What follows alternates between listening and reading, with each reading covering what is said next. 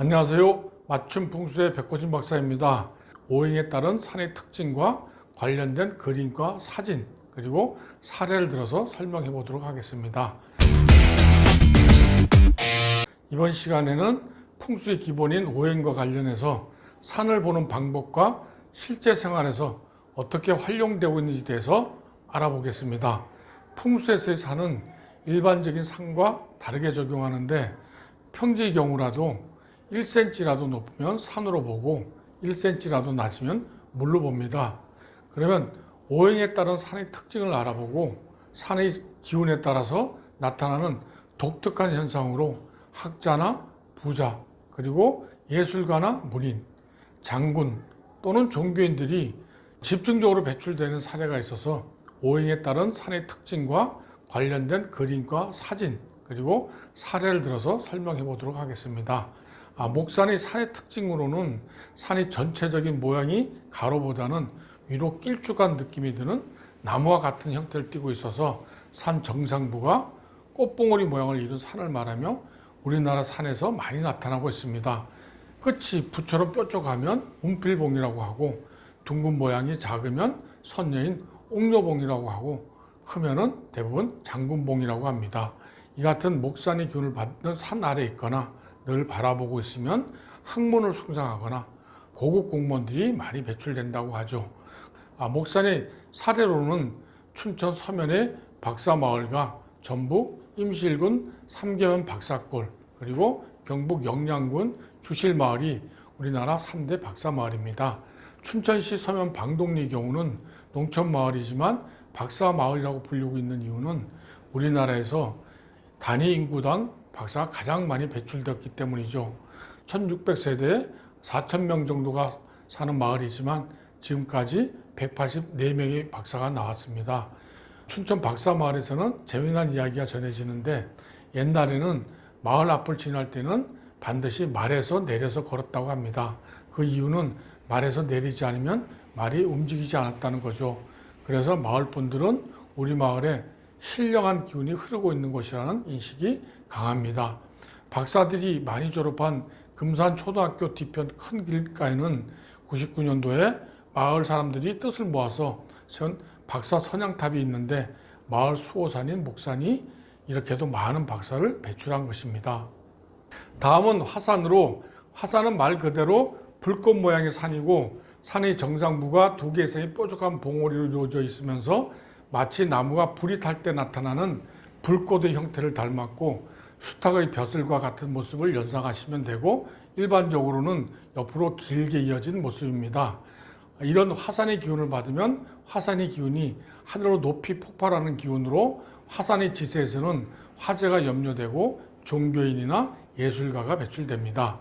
그림으로 보시는 것이 화산의 형태로 산 정상부가 여러 개의 봉우리로 주로 암석으로 이렇게 뾰족하게 많이 이루어져 있고 멀리서 보면 정상부가 마치 불이 타고 있는 형상이나 닭의 벼슬과 같다고 해서 화산이라고 하는 거죠. 사진은 화산의 실제 모습으로 지금은 가서 볼 수가 없는 우리나라 금강산의 모습입니다. 화산의 사례로는 강원도 인제군 북면에 있는 설악산의 봉정암이 신라시대 때 자장율사가 봉황이 바위 입마 부분으로 사라지는 것을 보고 절을 지어서 이름도 봉황봉, 정수리정, 암자암자를 써서 봉정암이라고 하고 화산의 기운이 강한 바위에 부처님의 뇌사리를 모시고 절을 지었습니다. 그리고 경남 남해 금산의 보리암에 금산이라는 이름은 조선 태조 이성계가 지었다고 하고 금산에서 배일기도를 올린 뒤 이성계는 조선을 건국했는데 과업을 이룬 보답으로 이성계가 산에 비단을 내리려 했으나 산 전체를 비단으로 덮을 수가 없어서 이름으로 비단을 내렸다는 거죠. 그래서 임금이 이름을 하사한 산은 남해의 비단금자 매산자인 금산이 유일한 거죠. 남해 금산이 기암괴석으로 양쪽으로 날개를 활짝 펼친 듯한 산세가 남해 한려해상 국립공원을 한눈에 내려다보는 기운이 강한 뭉친 자리에 화산의 기운을 안고 보리암이 지어져 있습니다. 다음은 토산으로, 토산의 산세 특징은 산 정상부가 편탄하게 수평으로 펼쳐진 것으로 한자의 한일자와 유사해서 일자 문성이라고 하죠. 수평선은 좌우의 힘이 균등하게 균형을 이룬 상태로 만물의 모체로 화려한 것을 흉내내지 않습니다. 토산의 기운이 밝고 좋으면 왕이나 장성들이 나타납니다. 토의 기운이 모든 것을 다 포용하기 때문에 중심적인 힘이 작용해서 중용이라고도 합니다. 그림으로 보는 것이 토산의 형태로 이렇게 산의 정상 쪽이 편편한 모습으로 주로 정상 쪽이 반듯한지 또는 찌그러져 있는지를 보면 됩니다. 이렇게 한일자 모습이라고 해서 일자 문성이라고 하고 기운이 전후좌우로 골고루 포용한다고 합니다. 우리나라의 대표적인 토산으로 구미에 천생산이 있습니다. 토의 기운을 잘 보여주는 산세를 지닌 지역으로는 포항 북구 기계면이 인물들이 많이 나온 고장으로 고려 탄생의 주역인 파평윤씨 시조 윤신달 장군을 비롯 삼태사 등 과거부터 오늘에 이르기까지 훌륭한 인물들이 어느 곳보다 많이 배출된 것이죠. 특히 토의 기운을 가지고 있어서 주위를 두루 감싸 안을 수 있는 장군들이 많이 배출되었는데 주로 육군 쪽의 별들이 많이 배출된 지역으로 유명합니다. 다음은 금산으로 금산의 형태는 전체적으로 부드럽게 둥근 모양을 하고 있어서 뾰족하지 않고 마치 바가지를 엎어놓은 듯한 둥그스러운 산입니다. 다른 말로는 노족봉이나 부봉사라고 하는데 금산의 기운을 받으면 재물이 많이 모이는 부자가 된다고 합니다. 그림으로 보시는 것이 금산의 형태로 이렇게 산의 윗부분이 둥근 형태로 마치 바가지나 종을 엎어놓은 것으로 생각하시면 됩니다. 이 부분이 둥그스름한 형태인데 이때는 윗부분만 보는 것이 아니고 전체적인 모습으로 찌그러진 것이 없는지 둥그스름해야 좋습니다. 사진은 금산의 모습으로 경주 채부자댁에서 이 산의 기운을 받았다고 하는데 어디에서 봐도 거의 같은 형태의 낭산입니다. 금산의 사례로는 경남 함안군 산인면에 있는 법정리가 있습니다.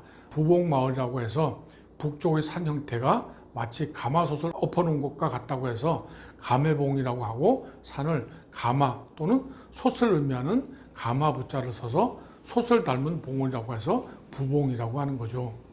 다음은 수산으로 수산의 지세는 산 정상부가 여러 개의 봉우리로 화산과 다르게 연속적으로 부드럽게 연결되어 있어서 마치 물이 흘러가는 듯한 형태를 말하고 두 개 이상의 봉우리가 거의 비슷한 형태를 이루면서 연결된 것이 특징이죠.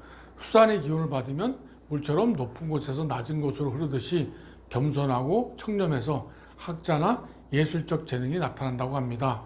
그림으로 보시는 것이 수산의 형태로 이렇게 산의 정상 부분부터 아래로 물이 흘러가듯이 삼각과 둥근 형태로 이어진 것으로 보면 되고 수산의 모습으로 둥근 형태가 많이 나타나면 진해와 같다고 합니다. 수산의 사례로는 우리나라의 산은 백두산에서 지리산으로 흐르는 지세로 전 지역에 걸쳐서 수산이 많이 나타나고 현존하는 고택이 있는 정읍시 산해면 502 김동수 가옥에서 보면 수산의 기운을 느낄 수 있습니다. 김동수 고택은 99칸의 기와집으로 창하산을 등지고 앞에는 동진강의 상류가 맑은 물이 흐르는데 전형적인 배산임수의 명당으로 평사나간이라고 합니다. 백사장의 기러기 내려앉은 형국으로 부귀영화가 끊이지 않는다는 것이죠.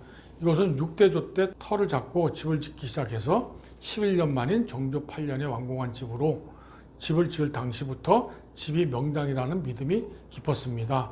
후손들에게도 혹시 집에 화를 당하더라도 이곳을 절대 떠나지 말 것을 당부하고 후대에 다시 지을 수 있도록 안치 땅 밑에 표시해 주었다고 하는데 아직까지도 잘 보존되고 있는 고택으로 격조 높은 호남의 상류 고택입니다.